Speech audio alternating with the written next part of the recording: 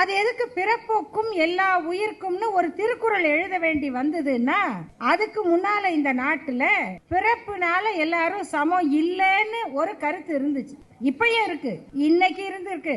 எங்க ஸ்ரீவில்லிபுத்தூர் ஆண்டாள் கோயில்ல பக்தி பாட்டை என்ன மாதிரி இன்னொருத்தர் பாட முடியாது என்று சொல்லக்கூடிய தகுதி வாய்ந்தவர் இளையராஜா. இசை மேதை, இசை ஞானி என்று அவருக்கு முத்தமிழறிஞர் கலைஞர் அவர்கள் பட்டம் கொடுத்தார்.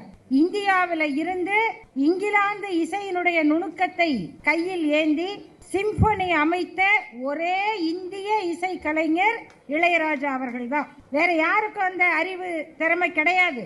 அவர் எங்க பிறந்தார்? அக்ரஹாரத்துல பிறக்கல. அதனால் இன்னைக்கு கோயிலுக்கு போனா நீங்க இங்க வரக்கூடாதுங்க, அங்க நில்லுங்க.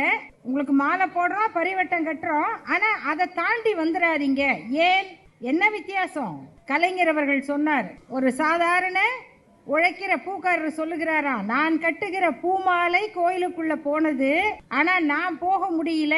ஏன்? அங்க நூல் இருக்கு, எனக்கு நூல் இல்ல. அந்த ஒரு நூல் தானே வித்தியாசம். அந்த ஒரு நூல் வித்தியாசத்துல ஒரு இசை ஞானியை இந்த பக்கம் வராதீங்க, அங்கேயே நில்லுங்க அப்படின்னு சொல்ல முடியுதுன்னா இதுக்கு அடித்தளம் போட்டது யார்? அதுக்கு அந்த தத்துவத்துக்கு என்ன பேர்?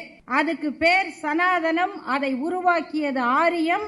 அதை ஒழிப்பதற்கு வந்த புரட்சி இயக்கம்தான் திராவிடம். அவ்வளவுதான்.